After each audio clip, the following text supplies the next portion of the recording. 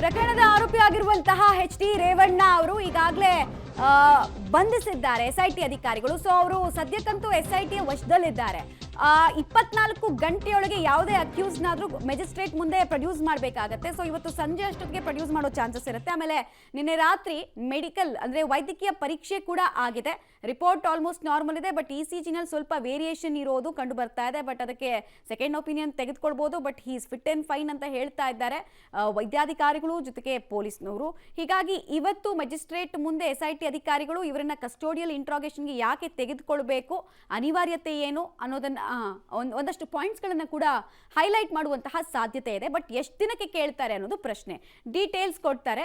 ನೇರ ಸಂಪರ್ಕದಲ್ಲಿ ಜಾಯ್ನ್ ಆಗ್ತಾ ಇದ್ದಾರೆ ನರಸಿಂಹಮೂರ್ತಿ. ಇವತ್ತು ಸಂಜೆನೆ ಮೆಜಿಸ್ಟ್ರೇಟ್ ಮುಂದೆ ಹಾಜರುಪಡಿಸೋ ಸಾಧ್ಯತೆ ಎಷ್ಟರ ಮಟ್ಟಿಗಿದೆ? ಆಮೇಲೆ ಎಷ್ಟು ದಿನ ತಮ್ಮ ಕಸ್ಟಡಿಗೆ ತೆಗೆದುಕೊಳ್ಬೇಕು ಅಂತ ಎಸ್ಐಟಿ ಅಧಿಕಾರಿಗಳು ಬಯಸ್ತಾ ಇದ್ದಾರೆ?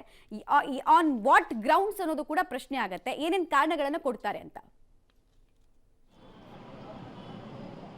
ಮಮತಾ, ಇವತ್ತು ಮಧ್ಯಾಹ್ನದ ನಂತರ ಅಂದರೆ 2 ಗಂಟೆ ಸುಮಾರಿಗೆ ಎಸ್ಐಟಿ ಕಚೇರಿಯಿಂದ ಹೊರಟು ರೇವಣ್ಣ ಅವರನ್ನು ಕೋರಮಂಗಲದ ನ್ಯಾಯಾಧೀಶರ ಮನೆ ಮುಂದೆ ಅವರ ಮನೆ ಬಳಿ ಹಾಜರುಪಡಿಸುವ ಸಾಧ್ಯತೆ ಹೆಚ್ಚಾಗಿದೆ. ಅದಕ್ಕೂ ಮೊದಲು ಮಾಮೂಲಿ ಯಥಾಸ್ಥಿತಿಯಂತೆ ಅವರ ಆರೋಗ್ಯ ತಪಾಸಣೆಯನ್ನು ಕೂಡ ನಡೆಸಲಾಗುತ್ತೆ. ಇವತ್ತು ಬಹುತೇಕ ಓಪನ್ ಕೋರ್ಟ್ನಲ್ಲಿ ಸಬ್ಮಿಟ್ ಮಾಡಿದಂತಹ ಸಂದರ್ಭದಲ್ಲಿ, ಪ್ರೊಡ್ಯೂಸ್ ಮಾಡಿದಂತಹ ಸಂದರ್ಭದಲ್ಲಿ, ಪೊಲೀಸ್ ಕಸ್ಟಡಿಗೆ ಕೇಳಿದಂತಹ ಸಂದರ್ಭದಲ್ಲಿ ಪೊಲೀಸ್ ಕಸ್ಟಡಿಗೆ ಕೊಡ್ತಾರೆ.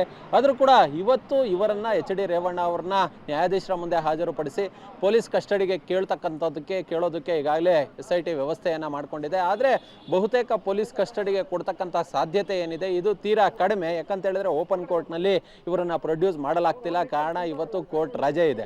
ಹೀಗಾಗಿ ಇವತ್ತು ನ್ಯಾಯಾಂಗ ಬಂಧನಕ್ಕೆ ಏನಾದರೂ ನ್ಯಾಯಾಧೀಶರು ಆದೇಶವನ್ನು ಹೊರಡಿಸಿದ್ರೆ ಪ್ರಜ್ವಲ್ ರೇವಣ್ಣ ಅವ್ರನ್ನ ಕರೆದುಕೊಂಡು ಹೋಗಿ ಪರಪ್ಪನ ಅಗ್ರಹಾರ ಜೈಲಿಗೆ ಬಿಡಬೇಕಾಗುತ್ತೆ. ಆ ಬಳಿಕ ಮತ್ತೆ ನಾಳೆ ಕೋರ್ಟ್ನಲ್ಲಿ ಬಾಡಿ ವಾರೆಂಟ್ ಮೇಲೆ ಇವ್ರನ್ನ ವಶಕ್ಕೆ ಪಡೆದುಕೊಳ್ಳೋದಕ್ಕೆ ಒಂದು ಅರ್ಜಿಯನ್ನು ಹಾಕ್ಕೊಂಡು ಆ ಮುಖಾಂತರ ಮತ್ತೆ ಅವ್ರನ್ನ ಬಾಡಿ ವಾರೆಂಟ್ ಮುಖಾಂತರ ಜೈಲಿಂದ ಕರೆತರೋ ಕೆಲಸವನ್ನು ಮಾಡಬೇಕಾಗುತ್ತೆ.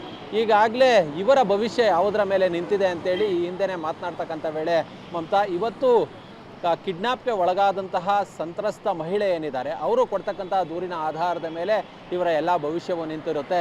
ಇವತ್ತು ಅವರೇನಾದರೂ ರೇವಣ್ಣ ವಿರುದ್ಧವಾಗಿ ರೇವಣ್ಣರವರೇ ಕಿರುಕುಳ ಕೊಟ್ಟಿದ್ದು, ಅವರೇ ಕಿಡ್ನಾಪ್ ಮಾಡಿಸಿದ್ದು ಅನ್ನೋ ನಿಟ್ಟಿನಲ್ಲಿ ಏನಾದರೂ ಹೇಳಿಕೆಯನ್ನು ಕೊಟ್ಟರೆ ಅದೆಲ್ಲವನ್ನು ಕೂಡ ನ್ಯಾಯಾಧೀಶರ ಗಮನಕ್ಕೆ ತರುವ ಕೆಲಸವನ್ನು ಎಸ್ಐಟಿ ಅಧಿಕಾರಿಗಳು ಮಾಡಲಿದ್ದಾರೆ. ಅಂದರೆ ಎಸ್ಐಟಿ ಪರ SPP ವಕೀಲರು ಮಾಡಲಿದ್ದಾರೆ. ಹೀಗಾಗಿ ಇವತ್ತು ಸಂತ್ರಸ್ತ ಮಹಿಳೆಯನ್ನು ಕರೆತಂದು ಮೊದಲಿಗೆ ವಿಚಾರಣೆಯನ್ನು ಮಾಡ್ತಾರೆ. ಅದಾದ ಬಳಿಕ ರೇವಣ್ಣ ಅವರ ವಿಚಾರಣೆಯನ್ನು ಕೂಡ ಮಾಡಲಿದ್ದಾರೆ. ಆ ಬಳಿಕ ಮಧ್ಯಾಹ್ನದ ನಂತರ ನ್ಯಾಯಾಧೀಶರ ಮನೆ ಬಳಿ ಇವರನ್ನ ಹಾಜರುಪಡಿಸಿ ಪೊಲೀಸ್ ಕಸ್ಟಡಿಗೆ ಕೇಳೋದಕ್ಕೆ ವ್ಯವಸ್ಥೆಯನ್ನು ಎಸ್ಐಟಿ ಮಾಡಿಕೊಂಡಿದೆ.